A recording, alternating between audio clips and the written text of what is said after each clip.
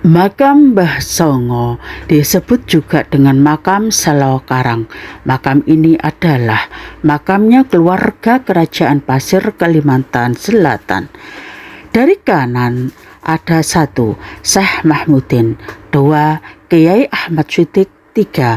Kiai Muhammad Shohib, 4. Kiai Abdul Fatah, 5. Raden Saiful Arif, ini putranya Raden Muhammad Yusuf bin Panembahan Selokarang atau Mbah Bluk bin Panembahan Kawis-Guwo bin Sunan Perapen bin Sunan Dalem bin Sunan Giri alias Prabu Satmoto. Beliau ini wafat pada tahun 1543 Saka atau 1621 Masehi. Yang keenam ada Kiai Muhammad Iqbal, ada Kiai Abdul Razak, Kiai Fathur Rahman, Kiai Abdullah.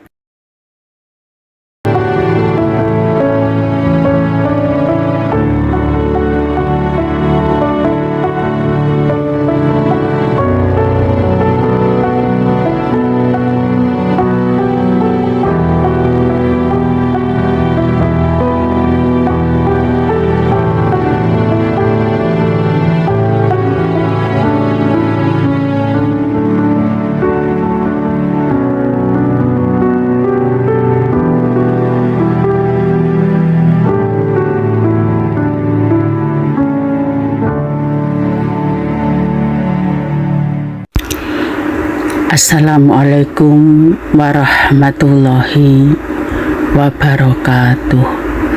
Selamat siang, salam sejahtera bagi kita semua. Salam, Om Swastiastu, Namo Buddhaya, Wididong Tian, salam kebajikan. Bapak Ibu, ini jalan menuju ke makam Songo yang berada di Jalan Raya Kapten Darmo Sugondo, Kelurahan Karanggering, Kecamatan Kebumes, Kabupaten Gresik. Makam Mbah Songo atau makam Songo tepatnya berseberangan dengan makamnya Mbah Bluk. Tapi kalau makamnya Mbah Bluk itu agak ke timur sedikit. Alhamdulillahirabbil alamin, sudah nyampe. Begitu kami mulai akan masuk, suasana hati mulai merinding. Mungkin karena ada rasa kurang nyaman, mengingat tempat ini terkenal sangat angker, ularnya banyak dan besar-besar, nyamuknya juga besar-besar, pohonnya besar-besar dan sebagainya. Bapak Ibu, bisa kita saksikan bersama, dilihat dari tangganya saja, ini sudah sangat kuno sekali dan masih asli. Dan ketika kami masuk ke makam, auranya luar biasa kuatnya. Bener ini, saya tidak bohong. Seperti yang kita saksikan bersama, dilihat dari batu nisan dan tatanan batu dengan pahatan ukiran dan estetik, bisa ditebak bahwa makam ini telah berusia sekitar abad 15-an. Lokasi makam yang wingit, penuh dengan semak belukar, banyak ular dan nyamuk, itu wajar. Mengingat kompleks ini jarang dijamah orang dan memang benar-benar masih asli. Masih asli makamnya orang dulu yang telah berusia ratusan tahun. Ini tepatnya di kawasan hutan dan kalau tidak salah ada sekitar 100-an makam kuno yang masing-masing nisannya dengan pahatan ukir batu dan estetik yang seperti telah saya sebutkan tadi, dan juga banyak yang ditutup kain putih. Karena ini musimnya sangat panas sekali dan benar adanya kami masuk ke kompleks makam ini serasa kami masuk ke alam yang lainnya. Untung saja ketika kami berdua masuk, Ada temannya, Bapak Polda, yang mendahului kami, jadi rasa takutnya pelan-pelan jadi hilang. Pohon yang besar-besar menambah suasana makin angker. Ini pas di depan makam keramat Mbah Songo atau makam 9. Ada pohon randu yang besar sekali. Ini saya masuk di lipatan bagian dalam pohon randu, masih muat bersila untuk seukuran badan saya yang super besar ini. Bapak Ibu, berbicara tentang sejarah memang tidak ada habisnya. Makam Songo atau makam 9 ada banyak versi yang berbeda-beda. Sumbernya pun beragam. Saya mendapatkan informasinya pun hanya dari tangkapan lisan ke lisan. Makam Mbah Songo disebut juga dengan makam Selokerang atau Selokarang.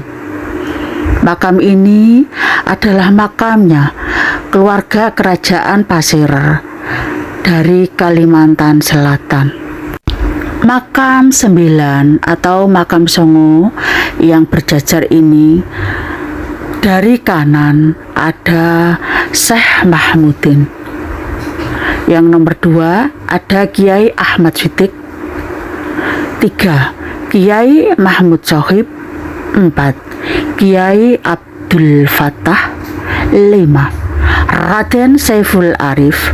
Ini putranya Raden Muhammad Yusuf bin Panembahan Selokarang atau Mbah Bluk bin Panembahan Kawesgowo bin Sunan Prapen bin Sunan Dalem bin Sunan Giri alias Prabu Satmoto.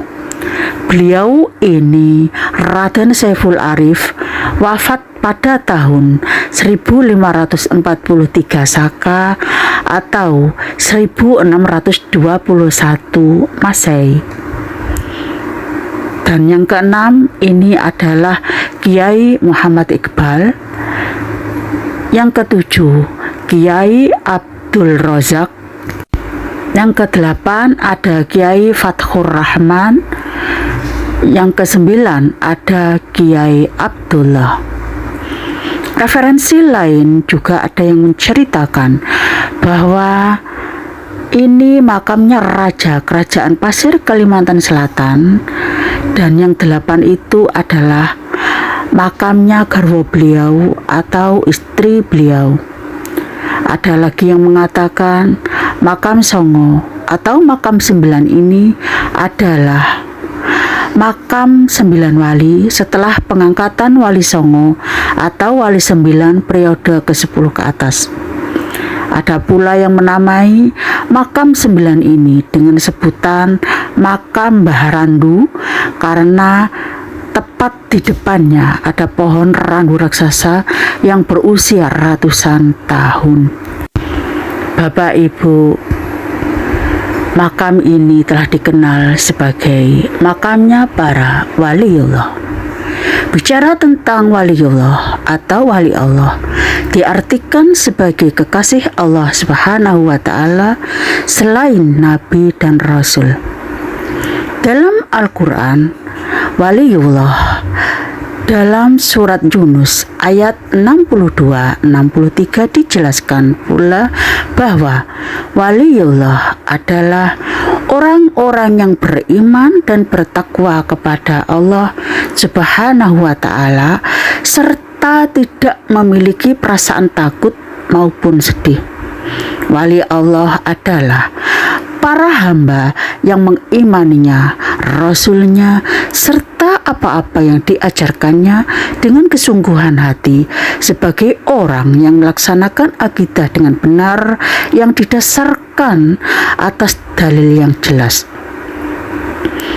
Kebenaran akidahnya seorang waliullah itu selaras dengan perbuatannya yang benar pula menurut syariat. Waliullah atau wali Allah memiliki kedudukan yang istimewa di sisi Allah Subhanahu wa Ta'ala. Ini karena para wali Allah melanjutkan fungsi kerasulannya dalam menegaskan syariatnya kepada manusia. Bapak Ibu, ketika kita berziarah di makam waliullah, kita tidak minta kepada waliullah, tidak minta pada kuburan yang dikeramatkan, tetapi minta kita adalah kepada Allah. Dan waliullah yang kita ziarahi ini, kita punya harapan agar apa yang kita panjatkan kepada Allah diaminkan oleh beliau-beliau ini. Karena beliau-beliau inilah waliullah, orang pilihan Allah yang dekat dengan Allah.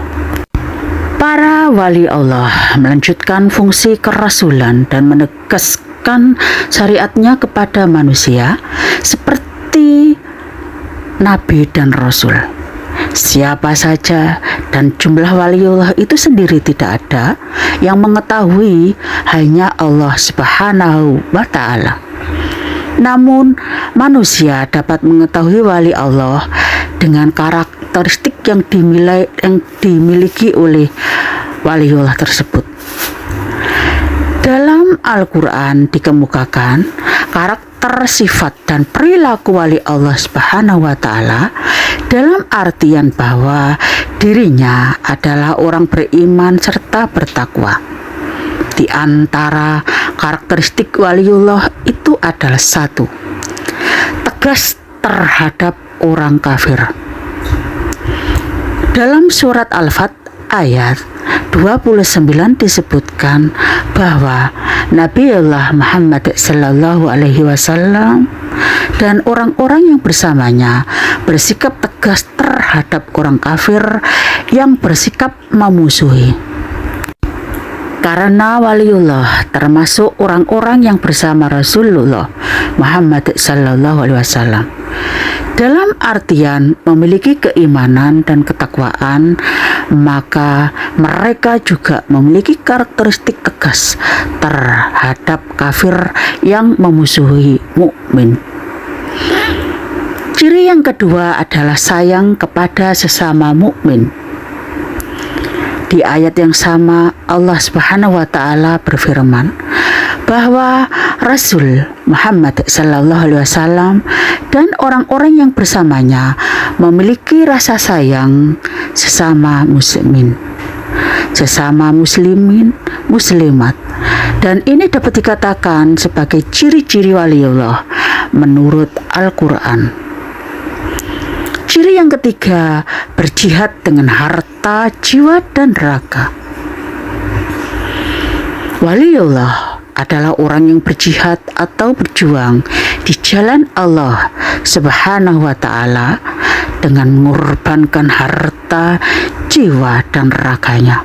Hal ini dalam rangka menegakkan agama Allah di muka bumi ini, yaitu agama Islam. Ciri waliullah yang keempat adalah melaksanakan amar ma'ruf nahi mungkar. Wali Allah adalah orang yang beriman dan bertakwa kepada Allah, sehingga mereka tidak membiarkan kemaksiatan tersebar. Mereka akan berusaha untuk mengajak manusia kepada jalan yang benar dan mencegah kemungkaran. Ciri yang kelima, teguh imannya. Seorang dikatakan waliullah apabila memiliki keimanan yang teguh dalam hatinya. Dalam keadaan apapun, imannya itu tidak tergoyahkan. Selain itu, segala perbuatannya senantiasa dimaksudkan untuk mencari ridha Allah Subhanahu wa Ta'ala. Ciri yang keenam, menjadikan Allah sebagai penolongnya. Allah Subhanahu wa Ta'ala adalah satu-satunya yang mampu menolong hamba dalam keadaan bagaimanapun, karena Dialah Maha Penolong. Dan para wali Allah ini menjadikannya sebagai penolong serta pelindung mereka dalam hal apapun. Demikian sekilas tentang makam Songo atau makam Selokarang. Terima kasih masih setia di channel Fahrudin Muiswatin Present, channel yang hadir untuk menghibur, mengedukasi, menginformasikan, menginspirasi, dan memotivasi Anda.